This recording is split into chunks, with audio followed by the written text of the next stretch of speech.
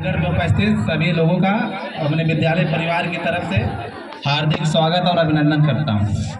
आप सभी को पता है आज हम लोग 15 अगस्त मना रहे हैं। इसी दिन हम लोगों को आज़ादी मिली थी, ठीक है। लेकिन 15 अगस्त को क्यों आज़ादी मिली, मतलब ये डेट क्यों रखा गया कि आज़ादी आपको 15 अगस्त को ही दिया जाएगा। 16 अगस्त भी हो सकता था ना, 17 अगस्त भी हो सकता था, 18 अगस्त भी हो सकता था, लेकिन अंग्रेजों ने आज़ादी 15 अगस्त को ही क्यों दी। मैं इस विषय पे थोड़ा प्रकाश डालना चाहता हूँ।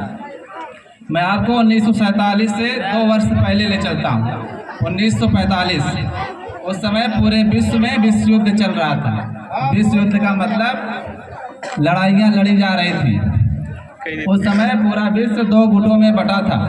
एक गुट को बोला जाता था, जो आर्ट के स्टूडेंट होंगे वो बात को अच्छी तरह से समझेंगे, ठीक है। जो साइंस वाले होंगे उनको ना पता हो तो जानकारी आज प्राप्त कर लें यहाँ से। तो पूरा विश्व 2 गुटों में बटा था। एक गुट को बोला जाता था मित्र राष्ट्र और दूसरे गुट को बोला जाता था धुरी राष्ट्र।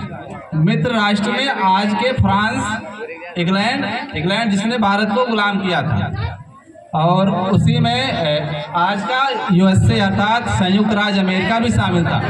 और दूसरा पक्ष था धुरी राष्ट्र, उसमें आज के ऑस्ट्रिया, जापान, जर्मनी आदि देश शामिल थे। तो लड़ाइयाँ लड़ी जा रही थी। उस समय अमेरिका बहुत मजबूत देश नहीं हुआ करता था जो आज है। थोड़ा ध्यान से सुन लो, क्या पता कुछ काम ही आ जाए। हेलो, आप लोग ध्यान से सुनिए, जो सर के माध्यम से बताए जा रहे हैं बातें गौर से सुनिए, तभी समझ में आएगा देश क्यों आज़ाद हुआ था, क्यों जरूरत थी। आप लोग जो है हिंदुस्तान के आज़ाद नागरिक हैं, तो आप लोग ध्यान सुनिए जो कह रहे हैं सर, उन बातों को गौर से। सुबह 8 बजे से 3 बजने वाला खूब एंजॉय किए हो, थोड़ा पढ़ाई भी कर लो, क्या पता कुछ काम आ जाए आगे चल के, ठीक है। जब लड़ाइयाँ लड़ी जा रही थी 2 गुट में पूरा विश्व बटा, उस समय हमारा भारत गुलाम हुआ करता था। आपको पता आज़ादी कब मिली हमें? 1947 को मिली है। 45 की बात है। तो अमेरिका बहुत मजबूत देश हुआ करता था, और जापान भी। तो जापान ने क्या किया, अमेरिका की एक बहुत बड़ी जहाज थी, पानी की जहाज, जापान ने उस जहाज पर हमला कर दिया। उस जहाज का नाम हुआ करता था पर्ल हार्बर।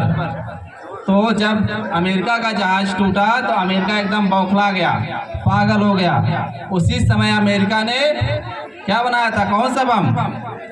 परमाणु बम का परीक्षण उसी समय अमेरिका ने किया था। फिर अमेरिका ने गुस्से में 2 परमाणु बम गिरा दिए।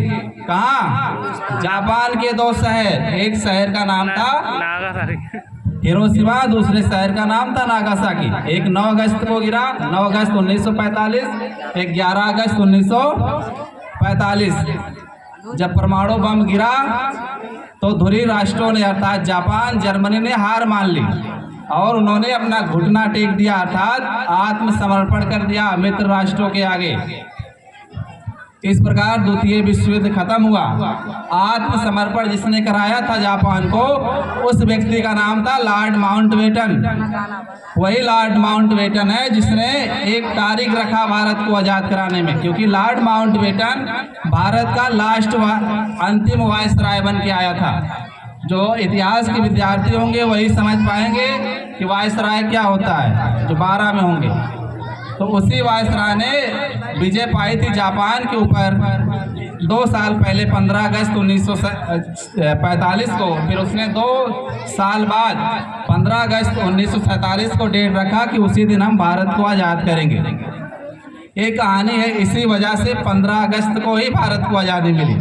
और दूसरी घटना पर प्रकाश डालना चाहता हूँ। आज सुबह झांकी निकली थी, वो झांकी में शामिल थे भगत सिंह, सुखदेव, राजगुरु, तीन ऐसे नाम जो भारतीय इतिहास में अमर हैं अपने काम के लिए। भगत सिंह लगभग 21 साल के थे उस समय, जब असेंबली में चुनाव चल रहा था, बहस हो रही थी। असेंबली अर्थात विधानसभा, जो आज का संसद है, उस समय असेंबली हुआ करता था। तो उस समय बहस चल रही थी, नेता लोग वहाँ थे। तो 2 व्यक्ति, एक भगत सिंह, दूसरे बटुकेश्वर दत्त, दोनों लोगों ने वहाँ बम फेंक दिया। बम मारने के लिए नहीं फेंका था, वहाँ बम इसलिए फेंका था कि अंग्रेज भारत छोड़ो, भारत को आज़ाद करो। अगर भगत सिंह चाहते तो वहां से भाग सकते थे, लेकिन भगत सिंह वहां से भागे नहीं, क्योंकि वो अंग्रेजों से कहना चाहते थे कि तुम यहाँ से क्या करो, हमारे देश को छोड़ के भागो, हमारे देश को आजाद करो। फिर भगत सिंह और बटुकेश्वर दत्त को गिरफ्तार कर लिया गया, उनके ऊपर केस चलाया गया। उस केस का नाम है लाहौर षड्यंत्र, क्योंकि असेंबली लाहौर में चल रही थी। दोनों लोग गिरफ्तार किए गए। इनके दो साथी हो जिनका नाम था सुखदेव और एक राजगुरु। इन लोगों को 23 मार्च 1931 को फांसी पे चढ़ाया गया। अगर भगत सिंह चाहते तो बच सकते थे, और लोग कहते हैं कि महात्मा गांधी ने भगत सिंह को नहीं बचाया। ये लोगों की भूल है, क्योंकि भगत सिंह खुद बचना नहीं चाहते थे। अगर भगत सिंह चाहते तो बच सकते थे, लेकिन वो खुद नहीं बचना चाह रहे थे। गांधी जी ने उनकी बात अंग्रेजों से रखी थी, लेकिन अंग्रेजों ने गांधी जी की बात मानने से इनकार कर दिया, क्योंकि क्रांतिकारी दो प्रकार के हुआ करते थे। एक क्रांतिकारी जो बंदूकों के बल पे देश को आज़ाद नहीं कराना चाहते थे, उस दल को बोला गया नरमपंथी, जो अहिंसा के मार्ग पे चल के देश को आज़ाद कराना चाहते थे। और एक क्रांतिकारी दल था जिसे अंग्रेजों ने एक नाम दिया आतंकवादी क्रांतिकारी। उस दल में शामिल थे भगत सिंह, चंद्रशेखर आजाद, जितने लोग गोला बारूद बंदूक के दम पे देश को आज़ाद कराना चाहते थे, क्योंकि उनका मानना था कि आज़ादी मांगी नहीं जाती है, आज़ादी छीनी जाती है बंदूक और गोले के बल पे।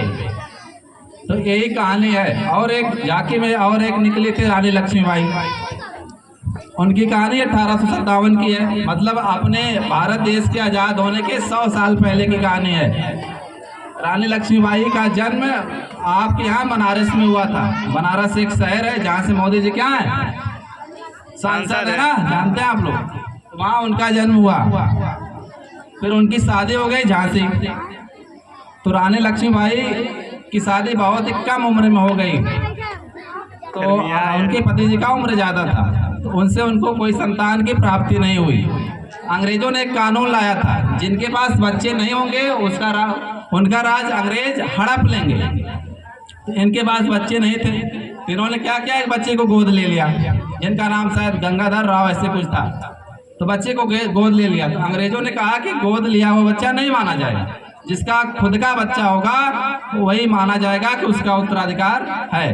तो इस बल पे अंग्रेजों ने उनके राज्य को हड़प लिया, और उसी बीच उनके पति की मृत्यु भी हो गई। तो रानी लक्ष्मीबाई ने खुद एक महिला होके, आज की लगभग 178 साल पहले की बात है, उस महिला ने अंग्रेजों के खिलाफ लड़ाइयाँ लड़ी। इसलिए सुभद्रा कुमारी चौहान ने लिखा कि बुंदेलो हर मुंह से हमने सुनी कहानी थी, खूब लड़ी मर्दानी बातों झांसी वाली रानी थी। इसलिए आप झांसी वाली रानी को याद करते हैं। तो इतिहास जानिए, आप इतिहास जानेंगे तभी अपने महापुरुषों को जान सकते हैं। और जो बच्चे सुबह से बैठे, बहुत बहुत धन्यवाद करता हूँ, बिना खाए पिए इतना टाइम उन्होंने दिया। बताने के लिए बहुत सारी चीज़ें हैं। इतिहास बहुत ही इंटरेस्टिंग विषय है, आपको बताएंगे तो आज़ादी मिली 78 साल हो गया। भारत का इतिहास लगभग 5000 साल पुराना है। अगर बताएंगे तो कई रातें कई दिन गुजर जाएंगे, कहानी खत्म नहीं होगी। फिर कभी प्रोग्राम होगा तो आगे और बात रखी जाएगी। इन्हीं बातों के साथ मैं आपको धन्यवाद करता हूँ, आपने बहुत समय दिया। जय हिंद, जय भारत। बहुत ही बढ़िया सर का स्पीच था। सर के लिए जोरदार तालियां।